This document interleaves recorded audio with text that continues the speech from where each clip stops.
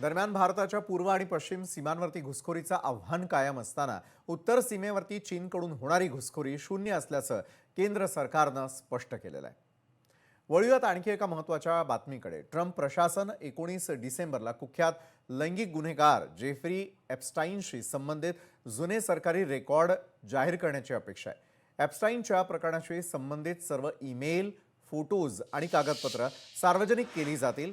एप्स्टाईनच्या संपूर्ण नेटवर्कबद्दलचं सत्य उघड करणं हा यामागील उद्देश आहे। या नेटवर्कमध्ये अल्पवयीन मुलींचं शोषण केलं जात होतं आणि जगातील अनेक शक्तिशाली लोक त्यात सामील होते असा आरोप आहे।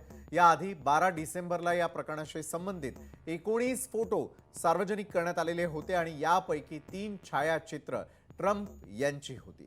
या व्यतिरिक्त माजी राष्ट्राध्यक्ष बिल क्लिंटन आणि अब्जाधीश बिल गेट्स यांसारख्या प्रमुख व्यक्तींचे देखील फोटो सार्वजनिक करण्यात आलेले होते। आता एप्स्टाईनशी संबंधित सर्व नोंदी सार्वजनिक होण्यास फक्त 2 दिवस उरलेले आहेत आणि यामुळे केवळ अमेरिकेतच नव्हे तर संपूर्ण जगभरातील राजकीय आणि व्यावसायिक वर्तुळातही हालचाली सुरू झाल्या आहेत। दरम्यान एप्स्टाईन प्रकरणामध्ये कोणत्या प्रमुख व्यक्तींची नावं होती हे जाणून घेण्याआधी जेफ्री एप्स्टीन हा नेमका कोण होता हे जाणून घेऊयात। तर जेफ्री एप्स्टाईन हा त्याचा जन्म 20 जानेवारी 1953चा, ठिकाण ब्रुकलिन, न्यूयॉर्क। तर व्यवसाय गुंतवणूक व्यवस्थापक, भागीदार गिस्लिन मॅक्सवेल। 2008 मध्ये पहिल्यांदा फ्लोरिडामध्ये लैंगिक गुन्ह्यांसंबंधी शिक्षा। 2009 मध्ये अल्पवयीन मुलींच्या लैंगिक तस्करीसाठी अटक। 2019 मध्ये न्यूयॉर्कच्या तुरुंगात रहस्यमय मृत्यू।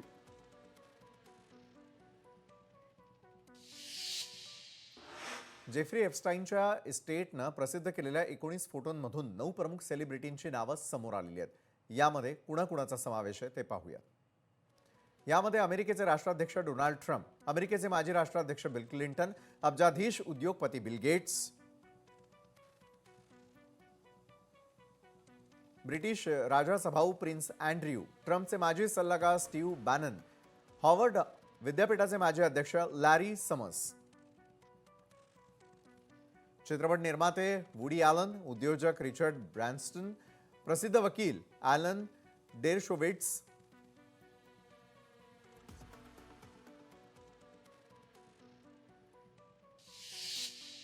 एप्स्टाईन प्रकरणाची कहाणी जाणून घ्यायची झाल्यास हे सर्व प्रकरण 2005 मध्ये सुरू झालेलं आहे, जेव्हा फ्लोरिडामधील एका 14 वर्षाच्या मुलीच्या आईनं पोलिसांमध्ये तक्रार दाखल केली, ज्यात तिनं आरोप केला होता की तिच्या मुलीला मसाज करण्याचा आमिष दाखवून एप्स्टाईनच्या आलिशान घरात नेण्यात आलं होतं, मात्र ती आल्यावर तिला लैंगिक संबंध ठेवण्यासाठी दबाव आणण्यात आला। जेव्हा ती घरी परतली आणि तिच्या पालकांना सांगितलं तेव्हा त्यांनी ताबडतोब पोलीस तक्रार दाखल केली।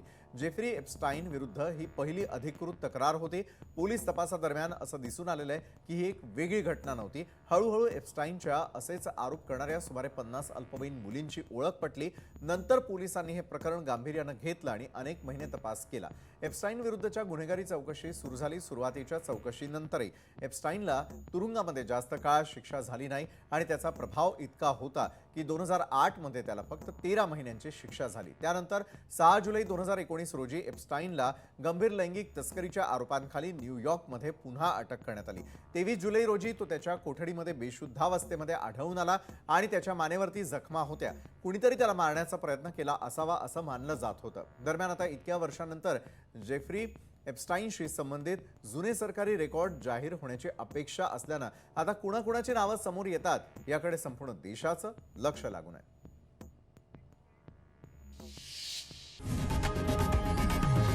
लोकशाही मराठी ऐका, पहा, जागरूक रहा।